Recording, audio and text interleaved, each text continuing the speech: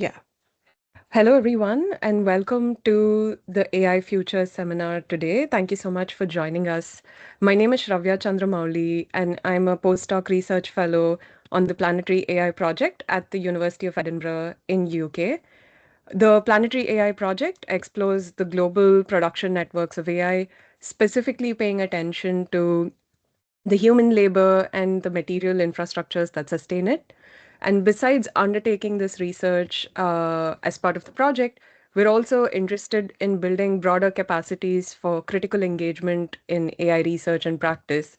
And so, as part of this, we run a reading group called Critical Prompts that meets fortnightly to discuss research on AI practice.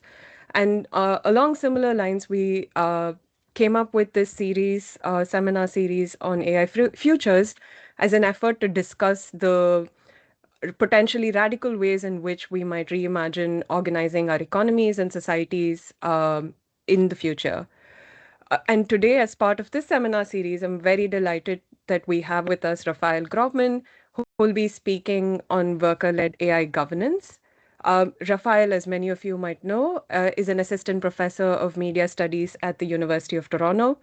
He leads the DigiLabor initiative, and his work spans critical platform studies, digital labor, AI and work, workers organizing, platform cooperatism, and digital solidarity economy, particularly in Latin America.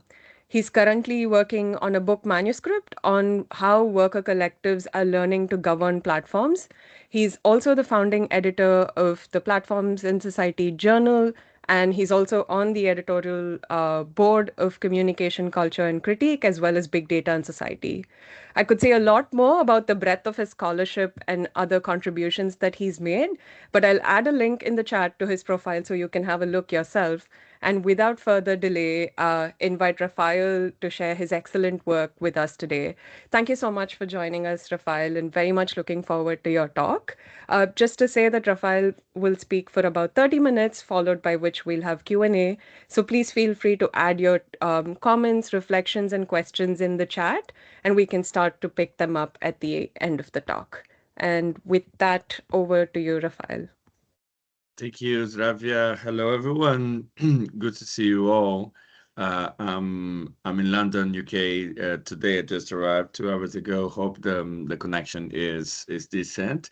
And I'm so happy to be part of this Planetary AI series. I really admire this project and all the work Amir Anwar and all the team is doing.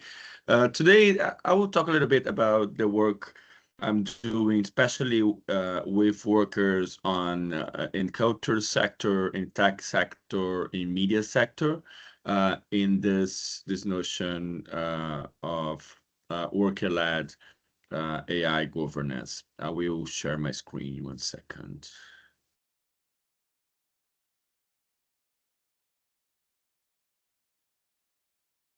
Great. I was invited initially to talk more about participation, and this is the way I put the title is "Do Workers Have a Voice in AI Systems? Worker-led AI Governance and Participation."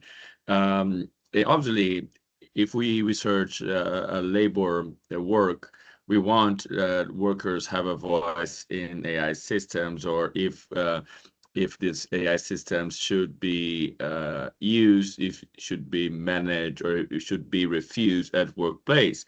But we know that it's not exactly that way it happened. With this notion of worker-led AI governance, I'm trying to put workers at the forefront of this battle around AI governance.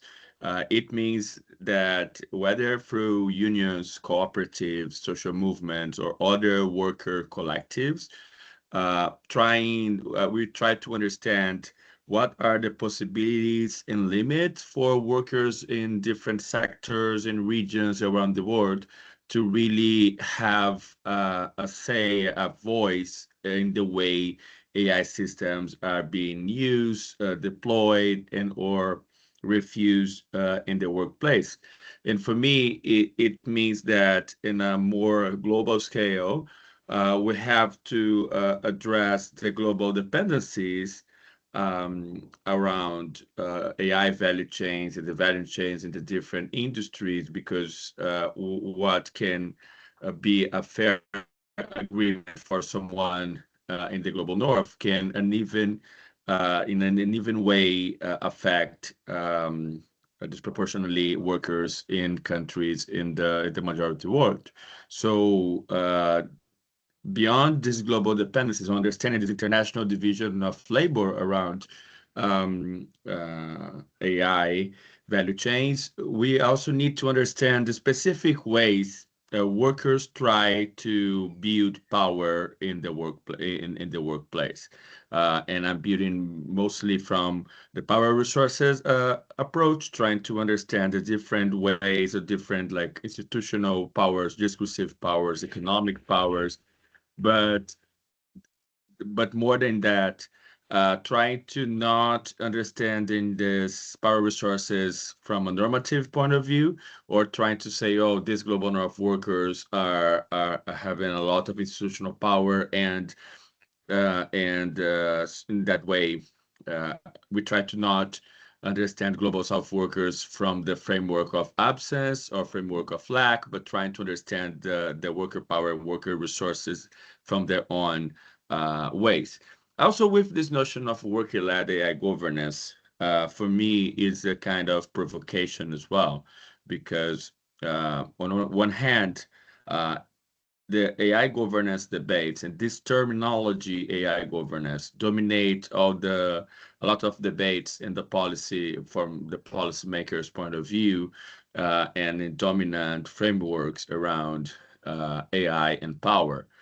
But most of times, the way people in the scholarship, the dominant scholarship on AI governance frame this debate is, okay, everyone has a seat, or we should hear all the stakeholders, but actually we're talking about power imbalances, or in a more Marxist way, instead of AI governance, we're talking about class struggles reproduced in the way these systems are being deployed. So I recognize the limits also to say that we are talking about only about governance, and I try to connect with the broader worker struggles. Um, we've been researching this topic, especially through two projects. One is Creative Labor Critical Futures, is a project funded by University of Toronto on AI in cultural industries around the world. We have researchers researching this topic in Nigeria, in Latin America, in Europe, North America, in a lot of sectors, music, cultural production in general way. And last year we did an event in Toronto called Workers Governing Technologies, bringing together policymakers, workers, and scholars from Brazil, Argentina, Canada, US, and Spain to discuss exactly this notion of worker-led tech governance, and from the union's perspective, from cooperative perspective. There is a big noise here right now. I don't know if you are listening me. Yeah, still. It seems okay. I don't hear any noise on my end. Is there a disturbance that you're hearing? Yeah. Okay, great. Yeah, it's more because I just arrived in a different place, and not my. We don't understand like the noise around. Great. Yeah. I'm also a part of this. I'm a researcher of this project, AI Policy Observatory for the World of Work, directed by Phoebe Moore at the University of Essex. And in this observatory, there's one interesting thing, that we mapped and tracked AI policies in jurisdictions like European Union, Brazil, Canada, India, China. And I am the leader of the Brazil team. And I can say for Brazil, that the vast majority of AI policies proposed in Brazil don't address workers or labor issues and as central issues of the policies or even the AI governance from a more state perspective. It was more the civil society trying to address or pressure for it.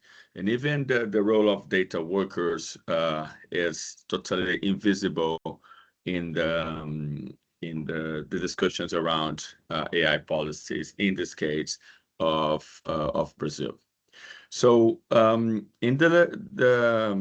the past few years, I've been researching specifically the work-led AI governance and cultural sector, and I started with what for me was a paradigmatic case, the case of Hollywood writers' strike in 2023.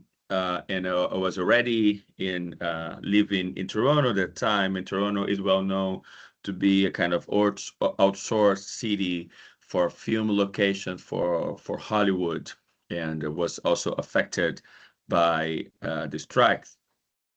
And uh, and and yeah, I learned a lot from this case. We learned, for instance, that the AI debate was not at the front of the strike in the beginning. They were fighting for other issues like more gender and racial representation in Hollywood scripts, more Latinx representation in Hollywood films. They are still struggling around the streaming issues and the copyright issues, but they felt a window of opportunity um, when they're struggling around AI issues. So they debated a lot, and it was my first time researching in North America, and I learned a lot, especially when they told me, "Oh, Rafael, actually, it's not a novelty for us to struggle around technologies." Because we have been struggling around technologies since the 80s or 70s when VHS was launched. We were struggling around VHS. When DVD was launched, we were struggling around it. And we have the memory of this battle. So for us, it was one more battle and the struggles around technologies.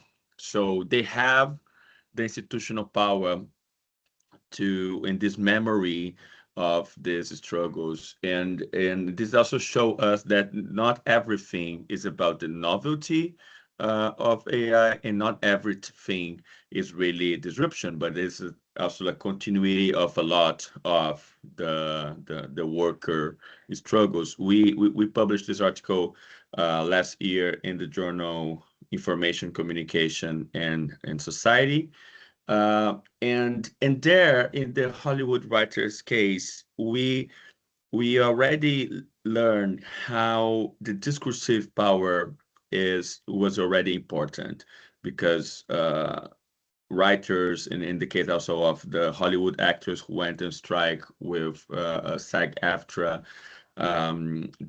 they're so visible um, people working, and sometimes they're not framed as workers, they're framed as artists, they're framed in other ways as celebrities and not as workers. So this visibility power help it to stop the production in Hollywood. But there was a lesson around alliances with fandom, alliances with audiences in order to make these things more visible. And for me, this continued work, this continued importance of the discursive power is present as well in the way Hollywood unions are framing themselves or are positioning themselves in public especially in the media coverage nowadays. I can say that the current president of SAG-AFTRA, the actor union in Hollywood, in the US, is a so famous actor Sean Astin, who did Lord of Rings and Stranger Things. And the current president of Directors Guild of America, the Directors Union, is Christopher Nolan, famous for like Oppenheimer, Batman, and something like that. And when Christopher Nolan was elected in November last year, he said, "We are here. I am here to struggle around AI." So, like making this visibility as something powerful for the worker power. And in the last year or so, I've been engaging with voice actors in Brazil and now in other parts of the world as well as Germany, as Mexico, Chile, South Korea. We've been learned that how voice actors are being disproportionately affected by AI systems, and especially by so-called generative AI. And in the case of Brazil, uh, the voice actors were the first worker movement, worker sector to to add an appendix to the AI bill in the country. So it's not like the main trade union or something like that. It was a movement, more a grassroots movement organized by voice actors called Dublagem Viva. Dublagem Viva means in Portuguese live dubbing. And this movement was a big campaign, and it still is a big campaign, talking about cultural identity, and how sometimes in Brazil there are some movies which are more famous in Brazil than in the US because of the voice actors, because of the dubbing, because it's not like an automatic translation, because they adapt to the context, to the local reality. And a lot of these voice actors, they have also fandoms, they especially for like Asian animation or pop culture products. And it was really powerful in the country, and they became one of the leaders in this more policy debate in Brazil. There is a forthcoming article co-authored with my collaborators in Brazil and Canada, André Campos Rocha, Daphne Idis, Daniel Rios, and it will be published on the AI in Society journal called Dub It Over. And we talked a little bit more about this importance of voice actors. And we've been learning through this research that in the cultural sector, voice actors are being, without any joke, they were being vocal in their struggles. In Germany, they did a boycott against Netflix in terms of AI training. In South Korea, in Hong Kong, they also led protests around Gen AI. In China, they also launched a manifesto last month. In Mexico, they had a huge protest last year, also led by voice actors. So for me, in a synthesis, I will consider workers in cultural sector, broadly understood arts, culture, media, and tech, as they are in the front of this battle. And they are kind of synthesis of this worker-led AI governance, or how these struggles means. And sometimes in some countries they are framed as more like middle-class workers, but actually they are suffering a lot of changes even before Gen AI.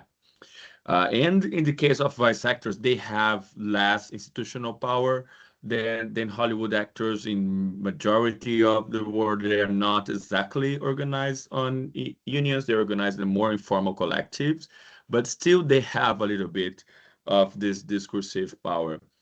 I will I will tell you a little gossip.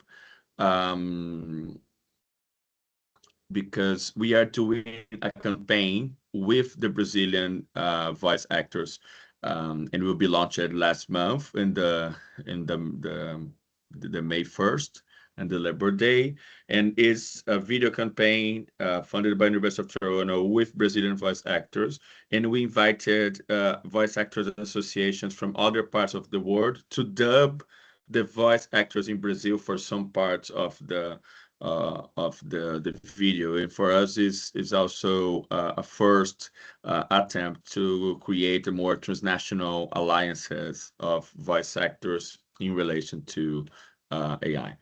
Um, Last month we launched a tracker, and even the launch of this tracker is part of the method of this research.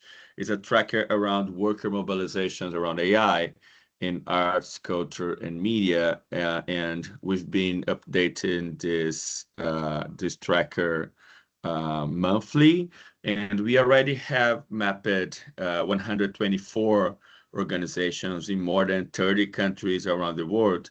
And there, yeah, I can share my screen again with the tracker so you can see uh, in a more proper way. 1 second.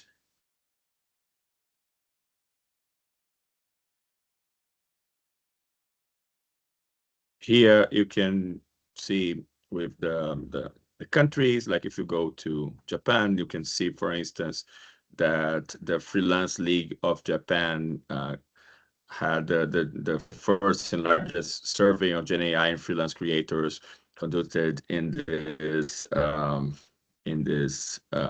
freelance league. And what are the main arguments around AI? You can see all the links. You can also see or search for sectors, like for video game. Uh, you have a lot. There's a lot of global north unions or associations, but also, yeah, from many parts of the world. Like here, the actors and composers from Mexico, and we invite you to navigate through this. And obviously, this is an evolving document, and so we've been updating, and we also have a space for people who want to suggest some add or some edit to this tracker, and soon we'll be also be publishing a paper with the main results of these trackers. We have there's a lot of conversations, especially led by Global North, around what you call 3 Cs, which is credit, compensation, and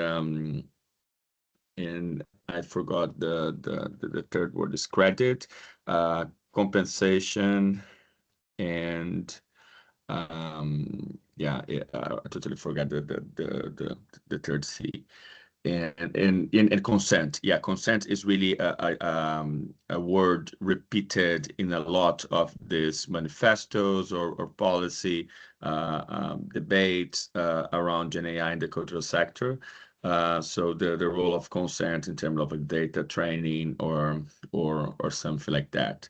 There is also absences or visibilities in this tracker.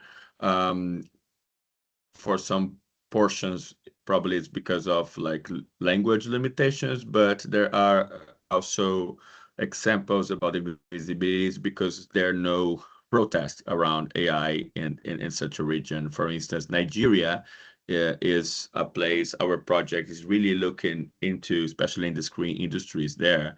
From a researcher called Godwin Simon, but actually we didn't find any protest or mobilization, worker-led mobilization around AI, because in Nigeria, Gen AI and the entertainment arts is seen as something really positive for the development of the industry. So this also can explain a little bit the invisibilities in this case. 1 second, I will yeah, this is the credit of the tracker led by Helena Wright, our research assistant in this creative labor and critical futures project. I already talked a lot from this first part.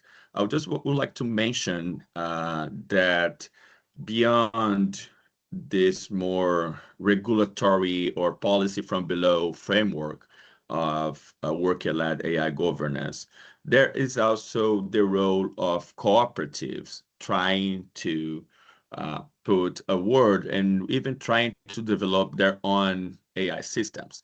Um, I'm seeing a lot of there's a lot of tech worker cooperatives around the world trying to experiment with AI systems or with data systems in their own way. Actually, we have a huge movement around AI otherwise, and in Canada and Brazil, there's a lot of experiments around indigenous AI, indigenous led data centers, or creating infrastructures or creating language project.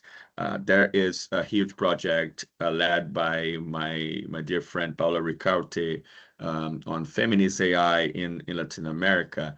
So there is this more grassroots, um, community-oriented framework around how we can create AI otherwise. And for more a worker's perspective, in this more experimental way to understand worker-led AI governance, there are cooperatives trying to do that.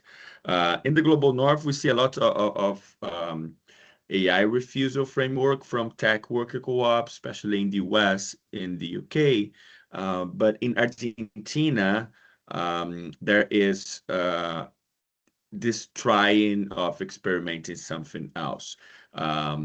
Argentina has one of the most powerful tech co-op institutional arrangements. There is a federation of tech co-ops there with more than 40 tech cooperatives.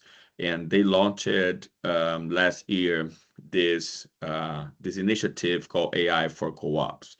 AI for Co-ops from co-ops is exploring how AI can empower cooperativism and solidarity organizations using technology to address real-world cooperative and organizational challenges while embracing the movement principles. For instance, they do a lot of intercooperation projects, and they do data work internally between the cooperatives and not outsourcing to workers and guaranteeing a process between these tech cooperatives.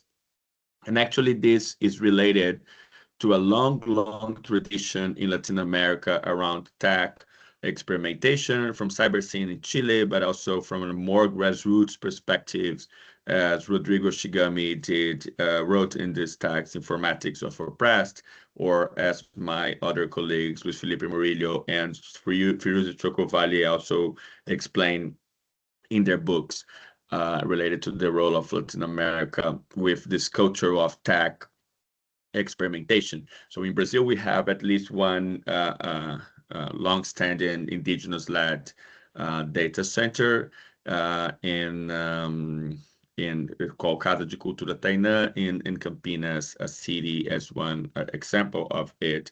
As I said, there's also the Feminist AI Research Network based in Latin America. In Argentina, there's another project created by an NGO called Data Género or Data and Gender, called a Muriai, and is connected how to create AI systems to help judicial systems to address gender violence in the public court or something like that. And this is led by Ivana Feldfeber, and I can share one paper by her in a second. There are other examples in Latin America about tech experimentation. One is a cooperative called Alt Co-op, or Alternativa Laboral Trans is a cooperative only formed by trans people. and we launched video series with them called Living Trans, about being a trans person in the tech sector. And I will share this with you as well. 1 second. Yeah. And Maria Lab is a collective focused on creating infrastructures, open source infrastructures, um, for um, considering a feminist perspectives, from feminist servers to other technologies related to that. And obviously, for me, talking about cooperatives is always about embracing a perspective that recognizes that failing in learning is part of the process. I strongly reject that cooperatives are a normative best practices. For me, it's at least or at most a colonialist perspective on cooperatives, because we should not address cooperatives as the solution, um, but as something they are learning how to do, and they are struggling a lot to survive.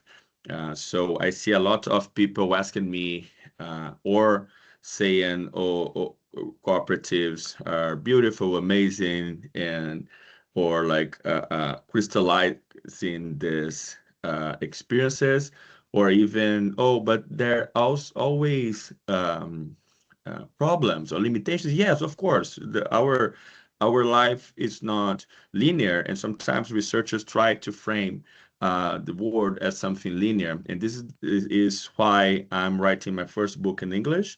I just signed a contract with University of California Press for a book entitled Prototypes of Struggles, Workers Failing and Learning to Govern Platforms in AI. And the framework is really about trial and error, and how to embrace the contradictions in this tech development. And finally, part of this concern is also a methodological concern.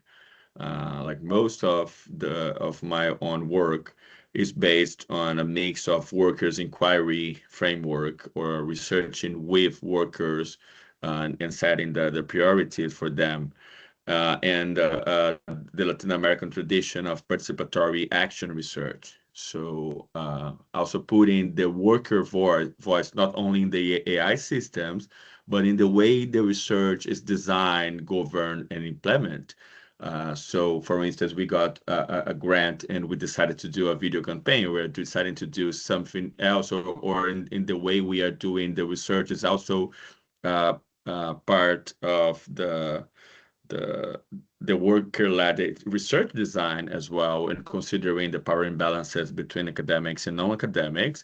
And obviously, it's always a struggle within our universities. I think Canada has a long tradition of embracing research creation and embracing this non-extractive way to research with communities as part of their institutional mandate. So this facilitates a little bit this process.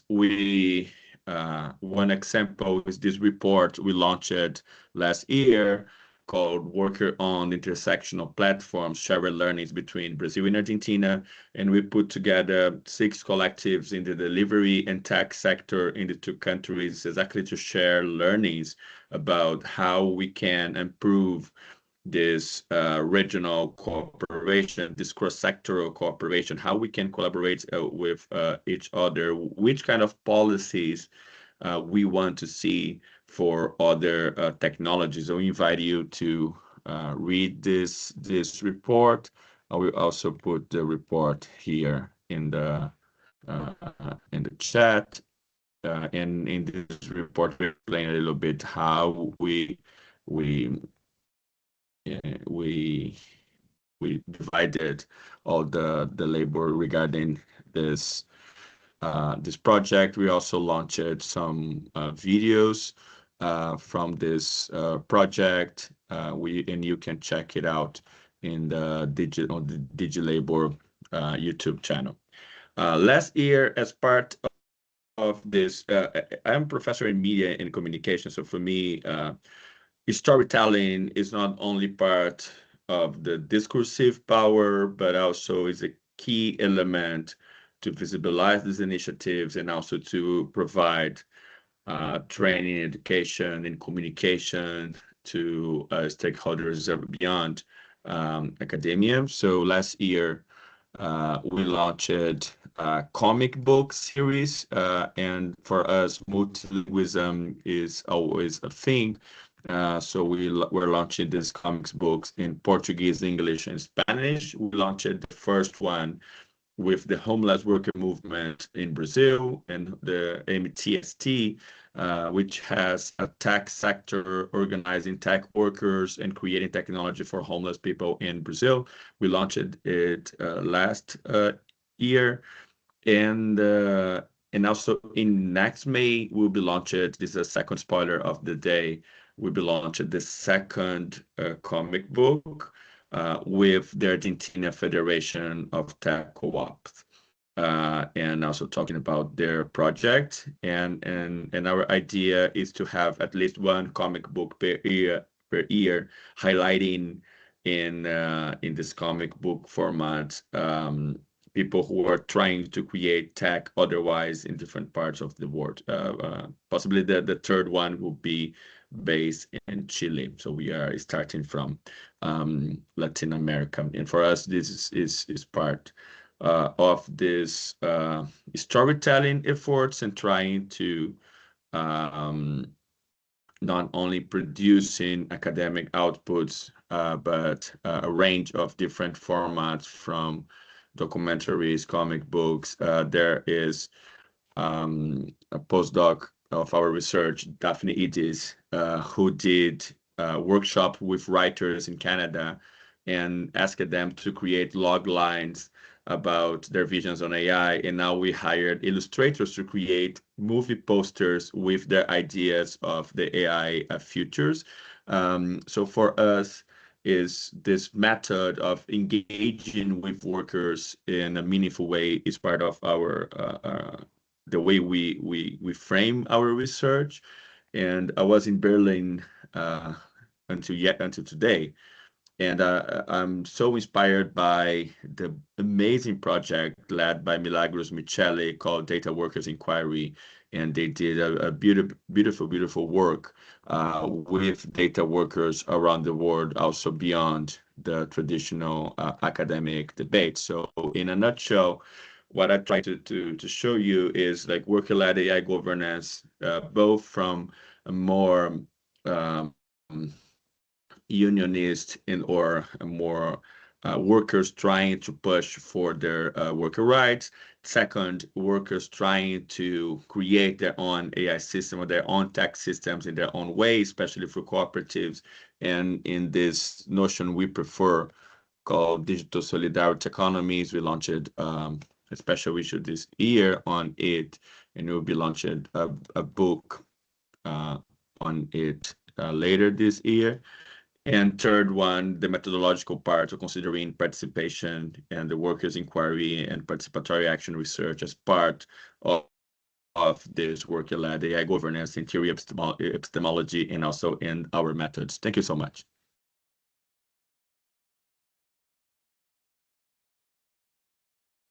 Thanks so much, Rafael. That was a very insightful talk, and thanks for also sharing the various sort of what shape some of these efforts are taking. And there's already some questions trickling into the chat. And folks in the audience are very welcome to also raise your hand if you'd like to ask your question for and engage with some of what Rafael has presented today. Just maybe to kick off the discussion, we have a question from Bogdan. How did workers, in your perspective and in your research, choose to problematize AI from a strategic point of view? Did they challenge data collection and processing, or did they want guardrails in terms of implementation, that is, adoption in their own terms? So, guardrails in terms of implementation, deployment, and output. So, I think it's a question of how what was the strategic approach in bringing AI into their sort of mobilizing efforts and this resistance.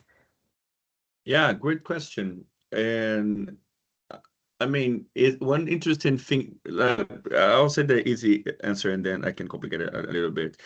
In the cultural sector, especially like writers, actors, voice actors, they are fearing the about more the implementation in some cases, especially like I mean both implementation and also the training because the Writers Guild of America did the first agreement around Gen AI in the workplace in 2020, early 2024. And the agreement covered this both aspects, the guaranteeing that no Gen AI systems being used to no writer script you being used to train data systems to being like uploaded to data systems and also the fear to be replaced. This is not exactly in my own empirical research, but I've been following, especially through the tracker, when the game performers went on strike last year. And who are game performers? Who are like actors performing in the front of like these green screens, all the movements of a video game characters. And at some point, the video game studio said, okay, we don't need you anymore because we already have all the data we need to create any character we want for the future. Um, and they said, yeah, but you never talked to us that you are using our data from our bodies to train your AI systems. So in both cases, the role of consent is really a thing, as is this data collection is the data collection is a thing also for the German voice actors who went on boycott against Netflix 2 months ago, or yeah, I would say both. But there is one thing here that enforcement is really hard. How will guarantee that a Hollywood studio is not using writer scripts to create their new TV series? Um, I've interviewed someone from Hollywood, and it's interesting. I've been, or some of you know, I've been researching delivery from with delivery workers or more precarious workers in the global south, especially in Brazil, the last decade. For the first time, I am researching with people with some kind of fame. So for me, it's kind of interesting. And I'm saying to my friends, I want to be famous. But I did a research 3 weeks ago with someone based in Los Angeles, and they are creating a studio. They created a studio promising that they launched the first AI-generated video only using licensed data. Is a company called Asteria, based in Los Angeles and led by a famous actress called not Sasha, is Natasha Lyon, and in partnership with a studio based in a tech company based in Toronto called Moon Valley. It was this company called Moon Valley who created this AI generated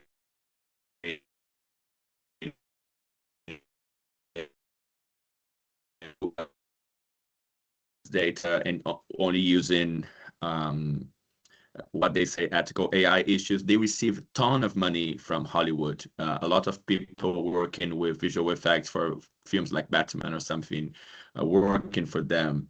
And actually, obviously, we discovered already a lot not, but some data workers based in countries like Brazil to perform this data work. And but what about say? I did this interview with this guy, one guy working for this a company, and they were saying how in Hollywood right now is a kind of battle. People like these people trying to create even in this performative way, and I'm so skeptical about that. This ethical AI generated something. They said that, oh, I'm doing I'm doing meetings every week with Oscar winner directors, and they don't give a shit about how AI is implemented. I had this, they say, I had this vision. If you can do it with Gen AI, it's not a problem. And they say, how is, and this is from a director perspective, from the studio perspectives, really is something funding AI's law. It's there's a lot of imbalances on how to put also these worker struggles in perspectives when all the systems are against you. And in Hollywood, there's also this coalition called Creator Coalition on AI.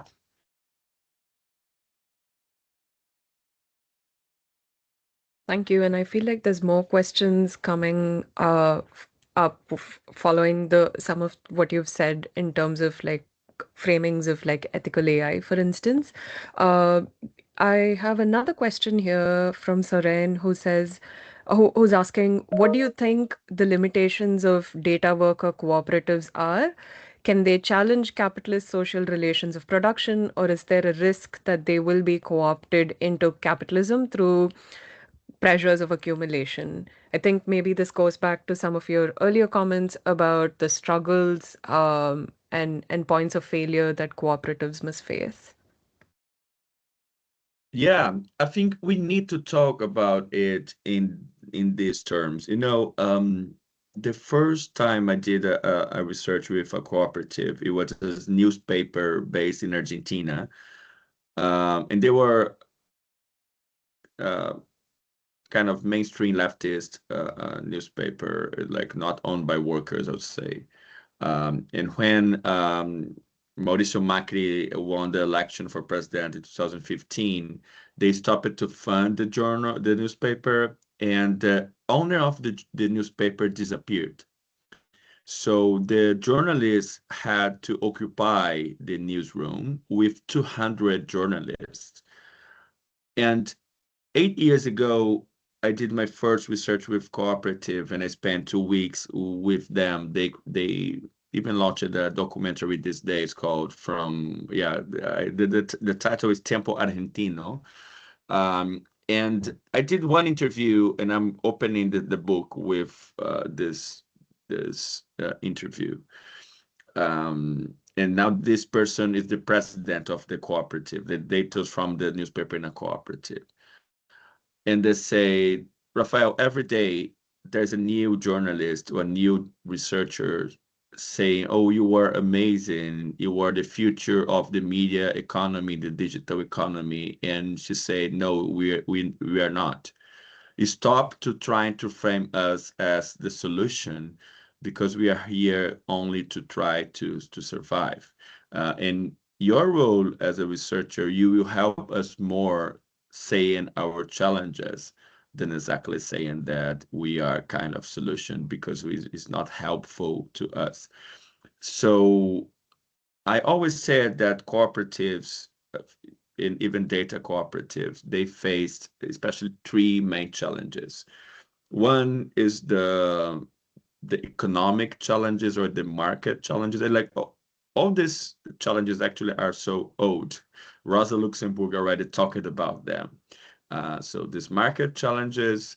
The second one is the more governance challenges, how to continue to have like a more community govern a cooperative and not being co-opted by one person or another, or maintaining this collective is also a challenge. And also the technological challenges or infrastructural challenges, or how to have the solidarity stack, as Trevor shows is saying, with them, or this all the role of dependencies around other technologies.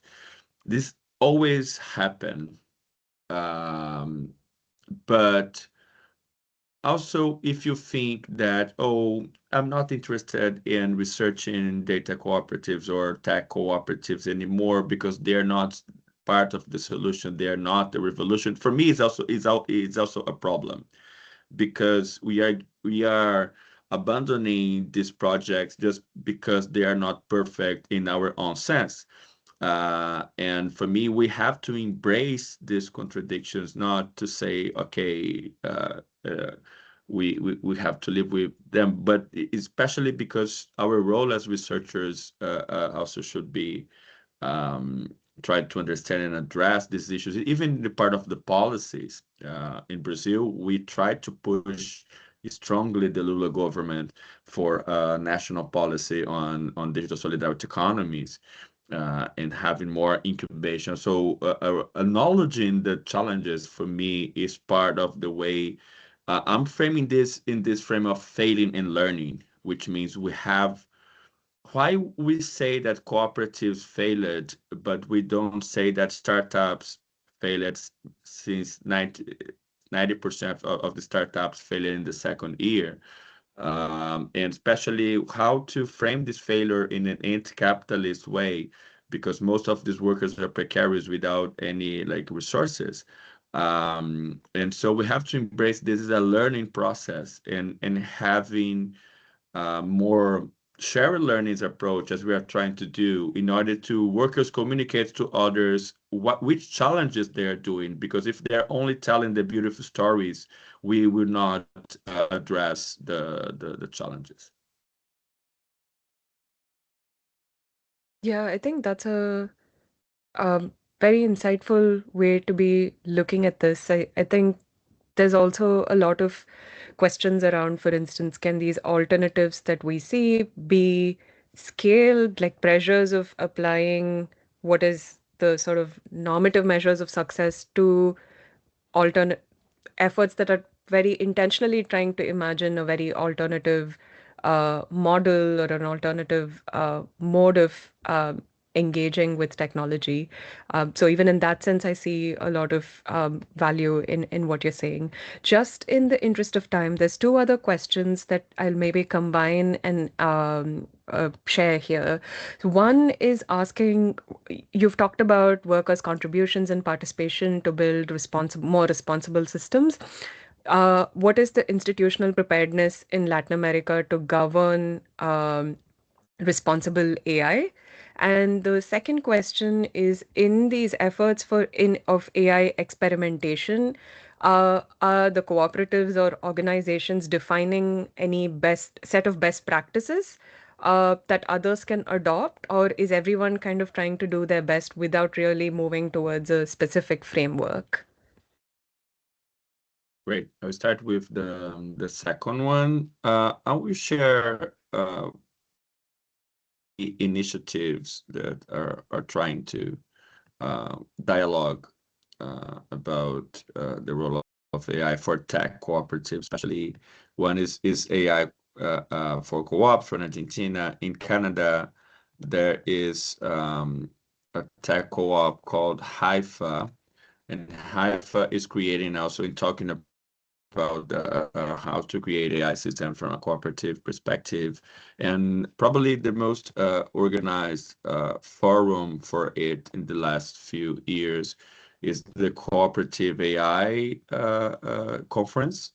And last year it was in Istanbul, and this year will be in Bangkok. There's a so insightful project called Transcribus, is from actually from Edinburgh. Let me check here. The reference is led by Melissa Terras in a project from Horizon project.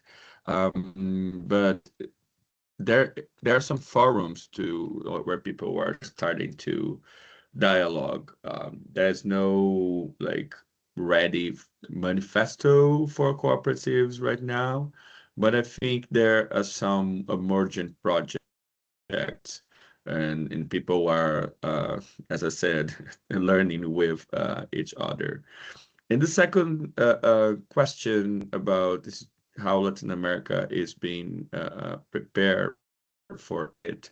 And talking about failing and learning, I'm learning about a lot of projects based in Latin America in the 70s, beyond cyber scene, like from Peru. Peru had a project on computational computation and indigenous people in the 70s. There was in Uruguay, in Colombia, also in the 70s, 80s. Brazil had a national policy on informatics. Most of these projects failed because of imperialism, because of US, because of the dependency. And now, as I'm saying, the zombies are back. We are talking again about imperialism, colonialism, sovereignty, and dependency. And uh, and so is the history repeating itself? I would not say.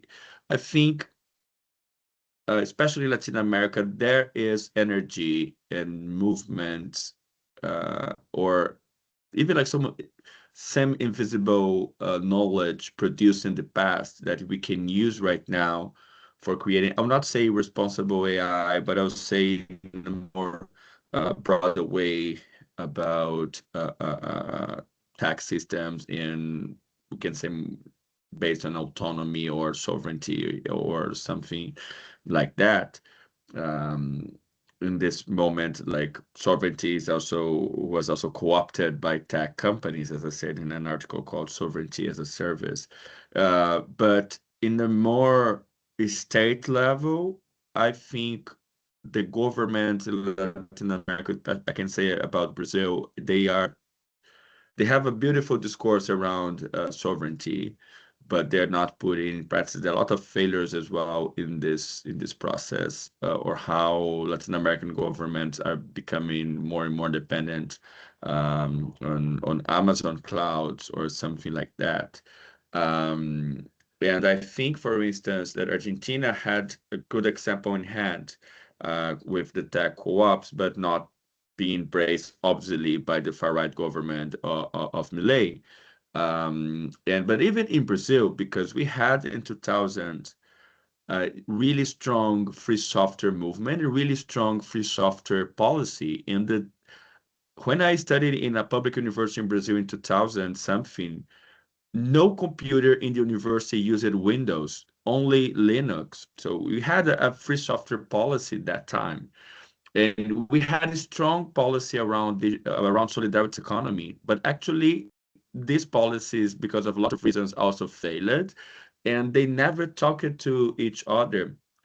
So I think we have the seeds, um, and more sometimes than other parts of the world. I think returning to some of those histories is almost the start of another related important conversation, and hopefully another time. We're reaching the end of the hour here, and I think maybe that's a good place for us to pause. I just want to say this. Thank you so much for sharing your amazing work and showing us the sort of many different ways in which workers are coming together and thinking and claiming what AI and technology futures can be, and for us to resist the idea that this is a sort of romanticized or idealized alternative, but to recognize that this is um, sort of wrought with struggles and failures that can be informing what comes after. So thank you so much for that, and thank you everyone for joining the seminar and sharing your questions and comments as well. I'm dropping a link to where you'll eventually see the recording of the talk also shared, hopefully in a week or two. And you'll also receive an email, and we look forward to seeing you at another time in a subsequent seminar. Thank you so much, everyone. Thank you so much, Rafa. Thank you so much, everyone. Bye bye. Thank you.